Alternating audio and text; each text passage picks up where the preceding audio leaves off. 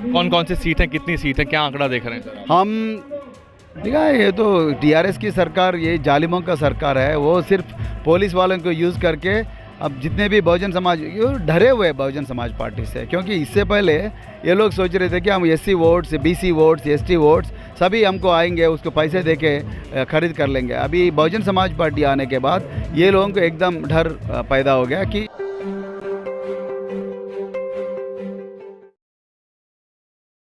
सूर्यापेट में है और बहन मायावती अब से कुछ ही देर में यहाँ पहुँचेंगी। मेरे साथ आरएस प्रवीण कुमार साहब हैं, परिचय की ज़रूरत नहीं है, और साथ में वट्ट जनैया यादव। कल इंटरव्यू किया, इनसे बातचीत की, बहुत चोट भी इनको लगा हुआ है, हमला हुआ है इनके ऊपर। सर, कैसे देख रहे हैं राजनीति को? आपने 2 साल पहले शुरुआत की थी और यहाँ तक आप पहुँच गए हैं। बहुत बढ़िया है। तेलंगाना में एक नया क्रांति है ये बहुजन समाज पार्टी के लिए, और बहन जी कुमारी मायावती जी का आशीर्वाद से बराबर तेलंगाना में हम आने वाले दिनों में हुकूमत हासिल कर लेंगे।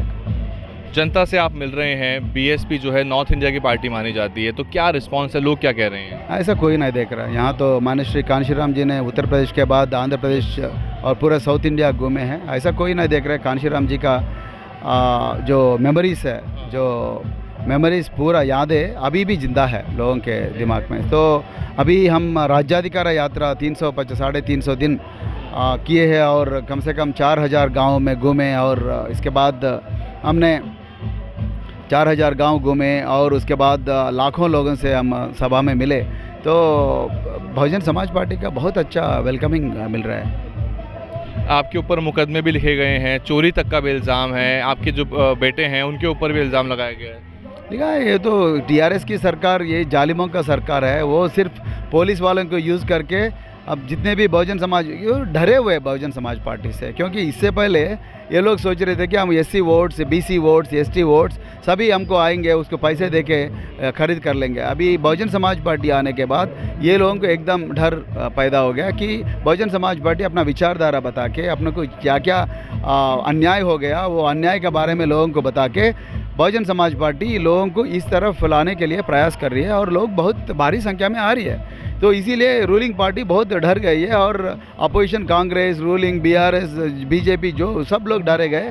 इसीलिए वो लोग पुलिस व्यवस्था को यूज़ करके हमारे जैसे भाई 26 साल भारतीय पुलिस सेवा में देश के लिए मैं बलिदान करने के भी तैयार था। मेरे को presidents police medal for gallantry, यानी कि राष्ट्रपति से मेरे को शौर्य पदक आ गया, और मैं कैसे 25,000 चोरी कर सकता हूँ? तो मेरे ऊपर 25,000 चोरी किया, वो ड्राइवर से चोरी किया करके इल्ज़ाम लगाया। आप यह अंदाज़ा कर सकते हैं कि जब एक भारतीय पुलिस सेवा का अधिकारी के ऊपर इतना बड़ा इल्ज़ाम लगा जाता है और एफआईआर दर्ज होता, और मामूली आदमी, कॉमन मैन, आम आदमी का ऊपर क्या होता, क्या हो रहा होगा, आप एक बार अंदाज़ा कर लीजिएगा। आपके बेटे के ऊपर भी कुछ मेरे बेटा दिल्ली स्कूल ऑफ इकोनॉमिक्स में पीएचडी स्कॉलर है, वो दूसरा साल में, और नेशनल एंट्रेंस एग्जामिनेशन में और यूजीसी नेट में उसको 3rd रैंक आ गया। उसके ऊपर भी एफआईआर दर्ज, वो घर में बैठ के पढ़ रहा था, उसके ऊपर भी एफआईआर दर्ज किया। आप अंदाज़ा कर सकते हैं कि कितना नीचे स्थिति में मतलब गिर गया पुलिस वाले। आपकी गाड़ी पे किसने हमला करवाया?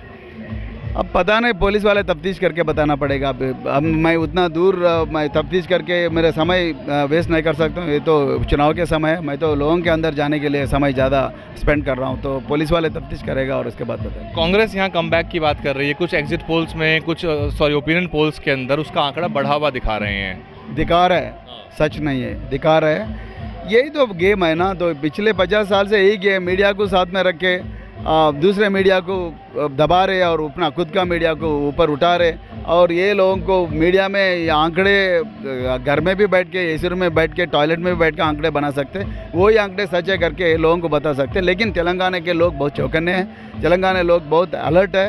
ये आंकड़े से कोई ज़्यादा कुछ होने वाला है, लोग ऑलरेडी डिसाइड कर लिया। एक 1% वाले 99% पे रूल नहीं कर सकते, 99% एक बार रूल करना चाहिए करके तेलंगाना वाले डिसाइड कर लिया। हमारे वट्टे जाने जी, उसके ऊपर हमला किस लिए हो गया? इसलिए हो गया कि वो जीत रहा है, ये इसको जीतने नहीं देना, उसके लोगों को, जो सभा को लोग आ रहे हैं उसको सभा को आने नहीं देना, ये सब चीज़ साजिश हो रहा है। फिर भी वट्टे जाने जी जीतने वाला है। आपने भरोसा पत्र जारी किया था, उसमें बहुत सी चीज़ें लिखी हुई हैं, जनता तक वो पहुंची तो क्या कहती जनता? जनता बहुत खुश है, बहुत खुश है। पहली बार कोई एक पार्टी संविधान के मुताबिक, बहन जी कुमारी मायावती जी ने यूपी में जो भी अच्छा काम किए उसको मद्देनज़र में रखते हुए हमने अब भरोसा पत्र लोगों को दिलाया, और भरोसा पत्र में हम 1 एकड़ ज़मीन हर गरीब, जैसा बहन जी ने किया है उत्तर प्रदेश में, 1 एकड़ का ज़मीन हमने देने के वादा किया है, और 10 लाख का एम्प्लॉयमेंट देने का वादा किया है। उसमें 50% महिलाओं को देने का किया, और हमने ये कहा महिलाओं को पूरे को फ्री ड्राइविंग सीखा जाएगा, और पूरा जो भी नशे वाली शॉप्स है, दारू शॉप्स है गाँव में, वो पूरा बंद कर दे करके बोले, और खास करके महिलाओं को वॉशिंग मशीन देने का भी हम वादा किया, क्योंकि महिलाओं सुबह से लेकर शाम तक मजदूरी करके फिर रात में आके कपड़े धोना, क्यों महिलाओं को इतना इमेंसिपेशन का तरीका है, इमेंसिपेशन का तरीका है। और हर गरीब ख़ानदान से एक बच्चा को हम अमेरिका या लंदन विदेश यूनिवर्सिटी, फॉरेन यूनिवर्सिटी भेजने का वादा भी किया है। और पहली पार्टी देश में Bahujan Samaj party 5th language के रूप में कोडिंग को भी इंट्रोड्यूस किया, कोडिंग भी इंट्रोड्यूस करने का वादा किया। हर मंडल में, हर ब्लॉक में, हर तहसील में एक इंटरनेशनल स्टैंडर्ड स्कूल होगी और इंटरनेशनल स्टैंडर्ड एम्प्लॉयमेंट होगी, और हर इंसान 100 साल जीने का भी वादा हम किया। TSPSC को लेके भी बहुत कुछ बातें आपने की। TSPSC Telangana state public service commission पूरा भ्रष्टाचार से भरा हुआ है, और इसको पूरा रद्द करके नया कमीशन बनाने का भी हम वादा किया है। कौन कौन सी सीट हैं, कितनी सीट हैं, क्या आंकड़ा देख रहे हैं सर? हम डबल डिजिट में ज़रूर आएंगे, तो उसके बाद क्या होगा हम नहीं बता सकते, बट इस बार पहली बार हम 2 साल में पार्टी को इतना ऊपर लेके आए, तो ज़रूर हम इस बार डबल डिजिट क्रॉस करेंगे करके उम्मीद है। बहुत बहुत शुक्रिया।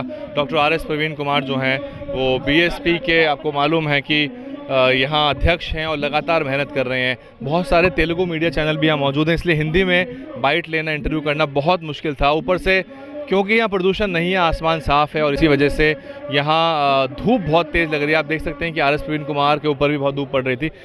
बड़ी चुनौती पेश की है RS प्रवीण कुमार साहब ने यहाँ पे, और इसलिए मैं यहाँ आया हूँ ये बताने के लिए आपको कि यहाँ बहुजन जो मूवमेंट है वो मजबूती से चल रहा है, और एक पॉलिटिकल पार्टी के रूप में BSP यहाँ इस्टेब्लिश हो चुकी है बहुत ताकत से।